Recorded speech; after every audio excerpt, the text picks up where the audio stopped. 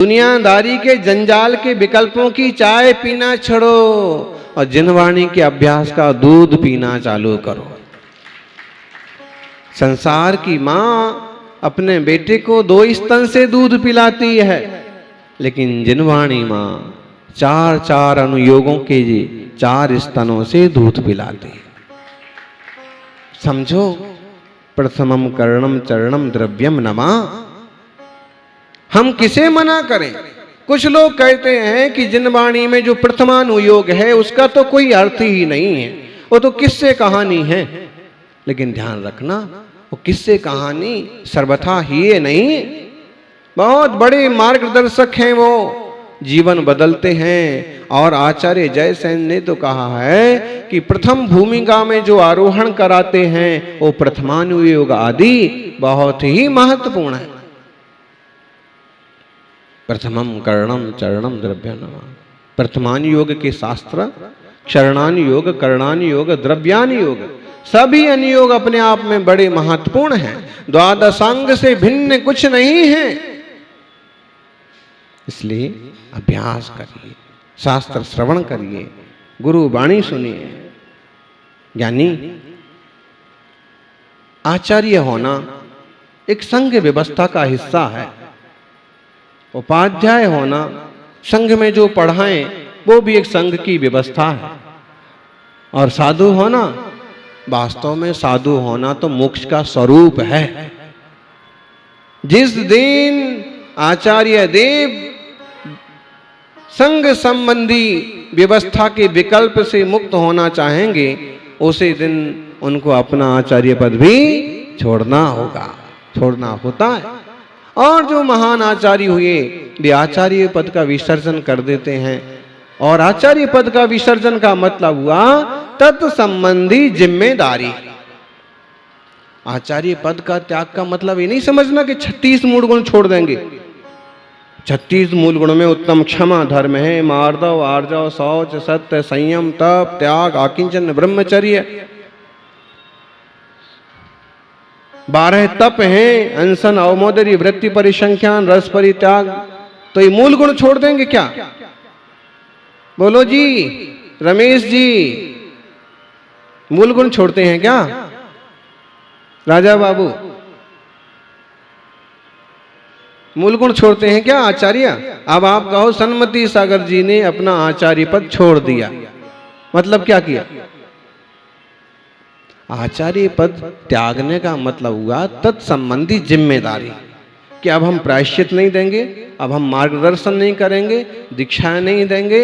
और अभी जो आगे बालाचार्य हैं, आगे जो आचार्य बनाए हैं, वो इस टाइप की व्यवस्थाएं देखेंगे। क्यों? जितने ज़्यादा लोगों के, जितने ज़्यादा शिष्यों के, जितने ज़्यादा समाज के संपर्क में आएंगे, उतने ज़्यादा मन का पेंडुलम इधर से उधर घूमेगा। विकल्प तो आएंगे, निर्णय तो करना पड़ेंगे, मार्गदर्शन तो करना पड़ेगा। अब मुझे उस तरह का भी विकल्प नहीं चाहिए, पूर्ण उपशांत भाव चाहिए। क्या चाहिए? बोलो।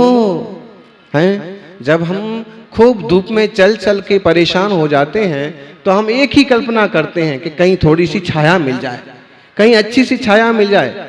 आप लोगों को किस किस को अनुभव है? राजेश जी, हाँ, ये आगे वाली लाइन थी रास्ते में, और खूब धूप लग गई तो एक कल्पना आती थी कि अब जल्दी से जगह आ जाए, जल्दी से छाया आ जाए, जल्दी से पानी वाला मिल जाए, जल्दी से लगता था कि नहीं? मतलब है कि जब तपन में हम बहुत तप जाते हैं, धूप में जब शरीर बहुत तप जाता है, तो एक कल्पना होती है कि छाया मिल जाए। ओहो ज्ञानी, संसार से आकुल व्याकुल हो करके अभी शांत स्वरूप में छाया पाने की इच्छा क्यों नहीं होती? क्या संसार से थकान नहीं हुई? बोलो। उसी उलझन में वापस घुसोगे, ठीक है, 23 घंटे उस उलझन में घुसे रहो, कम से कम 1 घंटा निकाल करके यहां थोड़ा शांति से सुस्ता लो, छाया में बैठ लो, जिनवाणी की छाया में। पानी पी लो, जिनवाणी का अमृत जल। बहुत आकुलता है संसार में। कल दिल्ली से श्रावक श्राविका आए थे, उसमें से एक जन अपनी व्यथा बताने लगे, बहुत ज्यादा दुख है बोले संसार में।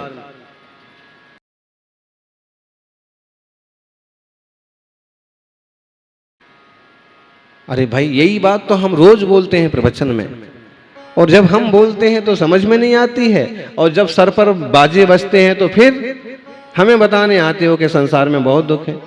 हमें तो पहले ही पता है, इसलिए सबसे किनारा करके एक तरफ आके बैठे। सच में संसार में दुख हैं, विकल्प हैं, समस्याएं हैं, राग द्वेष मोह के प्रपंच हैं, आकुलता व्याकुलता है। और एक बात, जितना ज्यादा जहां जिससे जुड़ाव है उसके टूटने पर या डिस्टर्ब होने पर उतना ज्यादा क्लेश।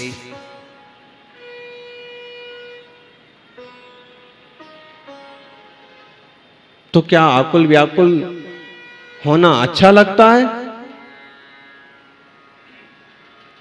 लेकिन जितना जितना मोह है उतनी उतनी उतनी आकुलता व्याकुलता है। आकुल व्याकुल होने से बचने के लिए आचार्य देव कुंद स्वामी का बड़ा प्यारा शब्द है, बड़ी सुंदर पंक्ति है, और इसको ना मुझे हृदय से बहुत ज्यादा पसंद है। ओ संपयामि सम्मम जत्तो निब्बाण संपत्ति। वो क्या कह रहे, खुद भी क्या कह रहे हैं, कुंद जैसे महान ज्ञानी आचार्य खुद क्या कह रहे हैं, ओ संपयामि सम्मम, उपशांत भाव, उपसंपयामि, प्राप्त होता हूं साम्य भाव को, मैं पूर्ण साम्य भाव को, पूर्ण समता भाव को प्राप्त होता हूं। क्यों? क्योंकि जत्तो निब्बाण संपत्ति, इससे निर्वाण की प्राप्ति होती है। निर्वाण की प्राप्ति का मार्ग क्या बताया? पंचाचार वाला, रत्नत्रय वाला आश्रम, मन रत्नत्रय स्वीकार करो और पूर्ण साम्य भाव से रहो। बिना सम्यक दर्शन के, बिना सम्यक ज्ञान के चारित्र भी सम्यक नहीं होता है। दर्शन ज्ञान चारित्रात् सादि मान उपासनते, दर्शनम कर्ण धारम तन मोक्ष मार्गे प्रचक्षते। कौन से ग्रंथ का श्लोक है? बोलो काला जी, गोरा जी, कौन से ग्रंथ का श्लोक है? जितना बढ़िया समंतभद्र स्वामी का, इतना सुंदर रतन कंसर श्रावकाचार। ऐसे मतलब हमने जो सुन रखा है कि जयपुर में लोग बहुत स्वाध्याय करते हैं, बहुत पढ़े लिखे लोग हैं, बहुत पंडित जी जैसे लोग हैं, ऐसा नहीं है।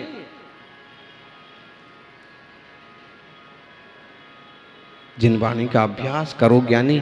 हमें कोई पंडित कहे ना कहे, हमें जिनवाणी का अभ्यास करना ही है, हमारी आत्मशुद्धि के लिए, तत्व निर्णय के लिए, शांति के लिए। जब तक आप ठंडे पानी के भीतर बैठे रहते हो, जब बिहार होता था ना, तो जो चल करके आते थे श्रावक, अगर कहीं ठंडे पानी का बड़ा सारा टब रखा है ना, जाकर के सीधे उसमें ही बैठ जाने का। बच्चे होते हैं ना, बाल्टी में जाके बैठ जाते हैं। उससे क्या होता है?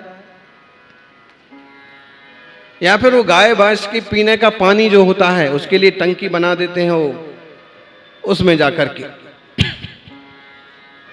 उससे शीतलता मिलती है। जैसे पानी के टैंक में बैठ जाने से शीतलता मिलती है, ऐसे ही जिनवाणी के स्वाध्याय में बैठ जाने से अंतरंग शीतलता मिलती है, शांति रहती है, सहजता रहती है। संसार का जंजाल तो चलने ही वाला है, चलेगा ही चलेगा। आप दुकान पर आधे घंटे जल्दी जाओ, आधे घंटे लेट जाओ, प्रवचन सुन करके जाओ, बिना सुने जाओ, जो जंजाल चालू है वो वहां तो चालू है ही।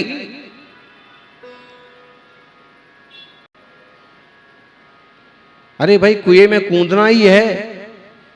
गृहस्थी के, आजीविका के, दुकान के, जंजाल के, विकल्प के कुएं में कूदना ही है। घंटे भर बाद सही,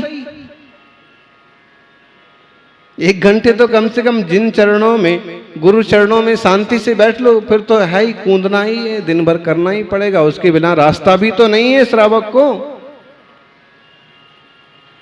सम्यक दर्शन जो है वह खेवटिया के समान कहा है, और सम्यक दर्शन होता है तो ज्ञान भी सम्यक हो जाता है, और सम्यक ज्ञान और सम्यक दर्शन जब होते हैं तो चारित्र सम्यक चारित्र कहलाता है। श्रावकों का चारित्र होता है वो अणुव्रत की श्रेणी में चला जाता है, और मुनि राजों का चारित्र होता है वो महाव्रती सम्यक चारित्र। ऐसे परम श्रेष्ठ सम्यक दर्शन ज्ञान चारित्र के मार्ग को अपन उपलब्ध हो। उपशांत भाव की शरण लो, सम्मम साम्य भाव, शांत रहो, ना बोले थोड़ी शांति रखो भैया। अशांति में फायदा नहीं है, उलझने में फायदा नहीं है, आक्रोश में फायदा नहीं है, विकल्पों में फायदा नहीं है। आपके विकल्प करने से वो चीजें सही हो जाएंगी क्या? बोलो माता जी। हैं? अभी एक माँ यहाँ आ गई और रोने लगी, बच्चा बहुत बीमार है, बहुत ज्यादा अस्वस्थ है, वेंटिलेटर पर है, महाराज जी आशीर्वाद दे दो। चूंकि एक माँ को इतना विकल्प, इतना दुख स्वाभाविक कह सकते हैं संसार की अपेक्षा से, लेकिन अगर हम थोड़ा सा धर्म ध्यान की अपेक्षा से समझें या कहें तो ये रोने से बच्चा ठीक हो जाएगा क्या? खूब ज्यादा आकुल व्याकुल होने से क्या स्वस्थ हो जाएगा क्या? अब रास्ता यही है कि आपको सब चीजें मालूम पड़ रही हैं, नमोकार के जाप करो, पापों का उपशमन होगा, प्रार्थनाएं काम करेंगी, एनर्जी काम करेगी।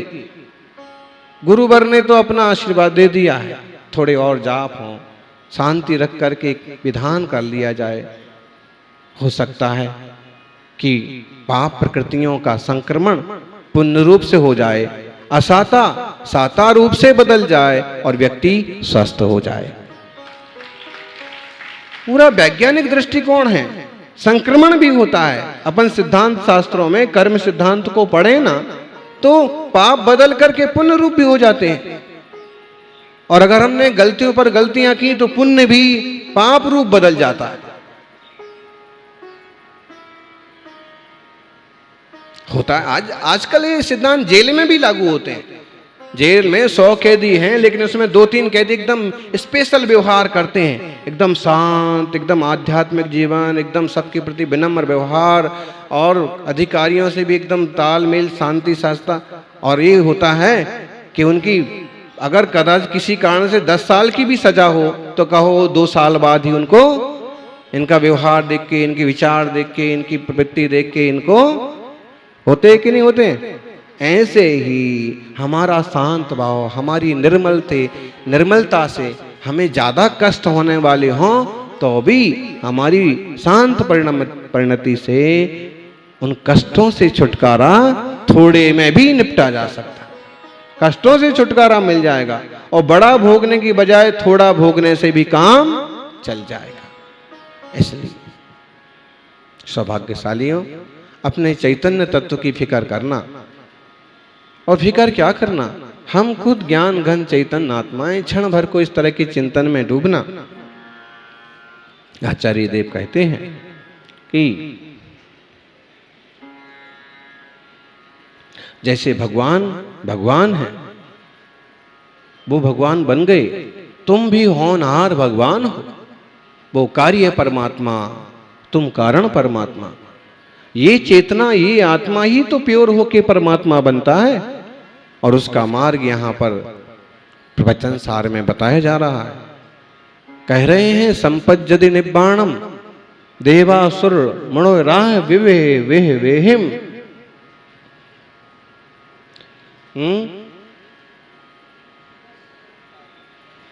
जीवस्य चरितादो दंसन नाण पहाणादो संपज्जति निब्बाणम देवासुर मणो राह विवे वेह। मतलब ये जो रत्नत्र है ना, सम्यक दर्शन, सम्यक ज्ञान, सम्यक चारित्र, आपके पास कुछ नहीं है, इसमें से कुछ नहीं है, ऐसा नहीं कह सकते हैं जी।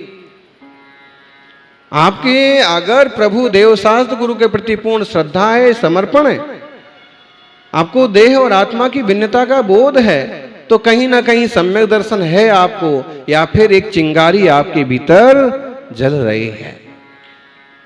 सम्यक दर्शन, सम्यक ज्ञान, सम्यक चारित्र, इस रूप दशा से जीव को देव, असुर, सुर और रिद्धियां, ये सारी चीजें प्राप्त होती हैं, सारे वैभव प्राप्त होते हैं। धर्म से, धर्म से, धर्म रत्नत्रय रूप धर्म से, और तो और निर्वाण की भी प्राप्ति इसी से होती है। अब समझने की बात है, एक कारण से दो कार्य होते हैं क्या? हैं? बोलो, होते हैं क्या? एक कारण से दो कार्य होते हैं? हो सकते हैं। एक कार्य के दो कारण भी हो सकते हैं। जैसे एक सूरज उगता है तो सूरज के आते ही प्रताप भी होता है और प्रकाश भी होता है। क्या होता है? प्रकाश, प्रकाश भी होता है और प्रताप भी। कारण एक है, सूरज, काम दो हो रहे। ऐसे ही यहां समझना, जब किंचित राग के साथ रत्नत्रय होता है तो देव आदि की रिद्धियां प्राप्त होती हैं, और जब पूर्णतार, पूर्ण वीतरागता के साथ रत्नत्रय होता है तो निर्वाण पद की प्राप्ति होती है। अरे भाई, कम से कम पहले सरागता के क्षेत्र में तो आ जाओ। वीतरागता की उपलब्धि का पुरुषार्थ तो परम आवश्यक है ही, लेकिन समझदारी से देवशास्त्र गुरु की शरण में आना, प्रभु के नाम के जाप करना, निरंतर तत्वाभ्यास करके आत्मा स्वरूप का निर्णय करना बहुत जरूरी है। अपन सभी बैठे रोज यह 1 घंटा, पौन घंटा तत्व चिंतन में, जिनवाणी के श्रवण में लगाएं। बाकी जो बचेगा वो संसार के लिए, गृहस्थी के लिए। इस 1 घंटे तो कम से कम छाया में बैठ लें, शीतलता में बैठ लें, और कोई जिज्ञासा हो तो आप बताइएगा, उस पर भी अपन चर्चा करेंगे। लेकिन हम ऐसे ही ना चले जाएं भ्रम भ्रम में, देह और आत्मा को एक मानते हुए ही ना टरक जाएं। इनकी भिन्नता को जान तो लें। जान लेने के भी बहुत फायदे होते हैं। जान लेने के जो बहुत फायदे होते हैं, क्योंकि जो जान लेता है, कभी ऐसा भी अवसर आता है कि वो मान भी लेता है, और जानने मानने वाला भाव के पार चला जाता है। जय बोलिए 24 तीर्थंकर भगवान की।